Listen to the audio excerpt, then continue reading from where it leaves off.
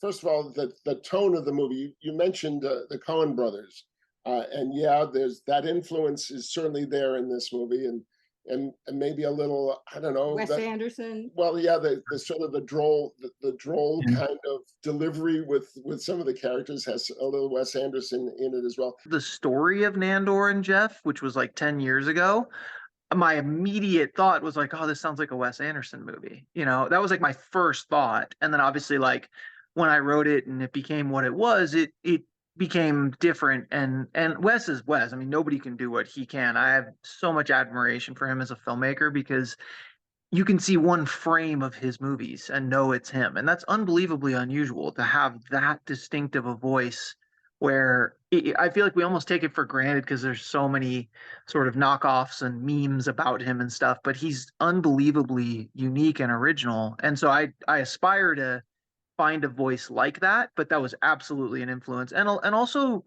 just the one thing that struck me about the story was the Britishness of it and how dry it was. And so that was really important. My dad brought me up watching Faulty Towers, and I just loved that show. And I loved the just dryness of John Cleese and the comedy.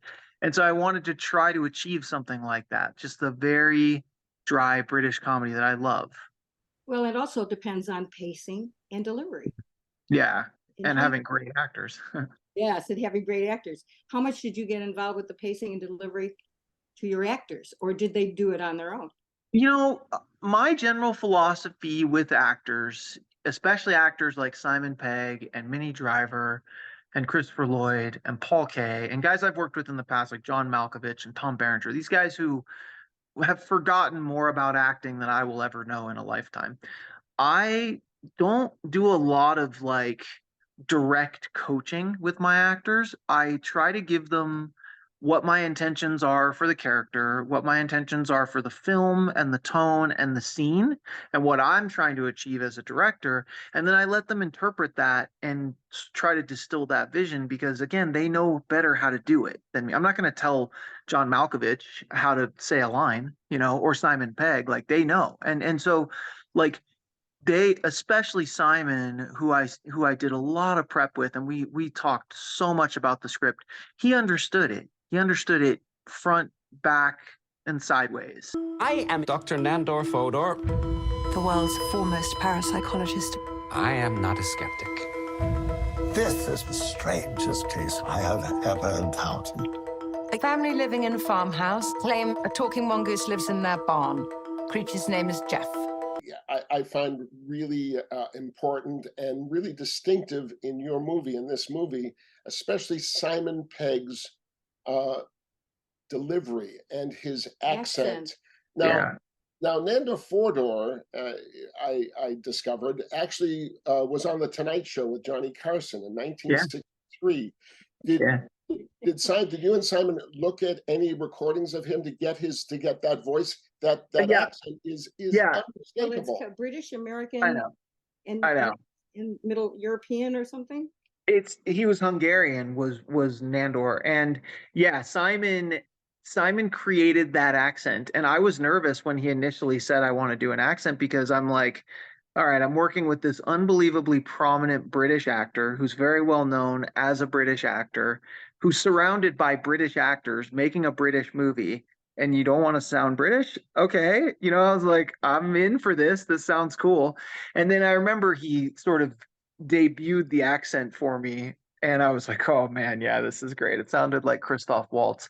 And so I just thought it honestly added to the comedy. It was the speech, and then especially the scenes with Christopher Lloyd and smoke. Yeah. Amazing amount of smoke out of his lungs.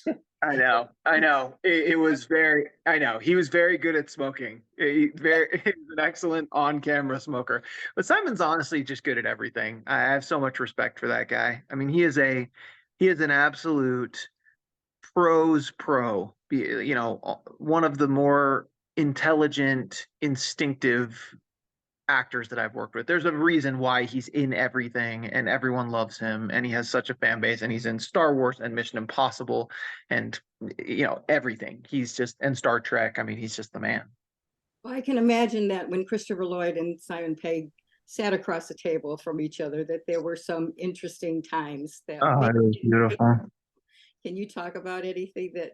Yeah, Christopher was so amazing, and he's just so distinguished and so sweet, and he's been around for so long. And my fondest memories of Chris were honestly just listening to him tell stories in the green room. And the first night he arrived, we took a bunch of people out to get Indian food, and Simon and Chris and everything, and we went outside, and Christopher and his wife were getting into a cab, and we were standing out there waiting for our Uber. And Chris's wife said, "Oh, do you guys not have a ride? Like, do you?" And I said, "No, it's okay. We'll call one now." And Chris goes, "I hope you catch a ride," and jumped in the car. He sounded just like Doc Brown. It was so beautiful. I was like, man, this guy, he is, I mean, just a legend in every sense of the word. One of the most recognizable actors out there. Absolutely. Well, we loved seeing Minnie Driver in the film.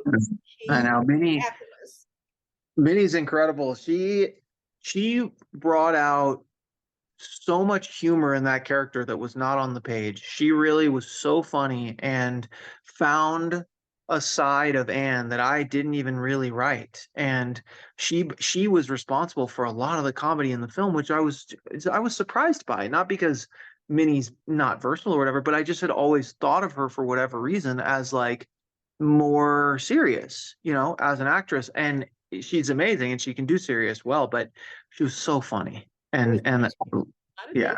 Well, I was going to say, is Minnie a Wes Anderson fan? Because to me, she was the most Wes Anderson-esque kind of character. Yeah, she is. She's just so smart too, and just such a serious from the perspective of like takes her craft really seriously. I love Minnie. All right, let's talk about Neil Gaiman for a second. Another voice, another distinctive voice. Where the hell did that one come from? So it was very random. I was looking for a voice for Jeff, and I knew I needed a voice for the Mongoose. And very randomly, one of the actors in the movie is Neil's nephew. And he said, "Hey, this is kind of off." And he's a good friend of mine. And I told him I was looking for a voice for Jeff. And he said, "Dude, would you want me to ask my uncle?" And I was like, "You mean Neil Gaiman?" He's like, "Yeah, he does voice stuff. He's got a really cool voice." I was like, "Yes, that sounds great."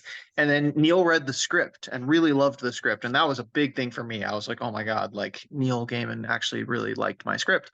He watched the film. He loved it. He was like, I'm in. He knew the story of Jeff and all the lore and stuff like that. And it just felt like a very Neil thing. And so I went and met with him in upstate New York. He lives in Woodstock. And we recorded it at this like converted church that's a recording studio now, and it was beautiful. And he was so unassuming and so cool, and we chatted for a long time about all the nerdy things that we're both very into, and it was a memory that I will hold for a long time. He's a beautiful man. The historical fact of what is on the record and your interpretation on the script, how true to the story did you want to stay, and how much poetic license? Because everybody always, is this real? Is this the real story? And it doesn't.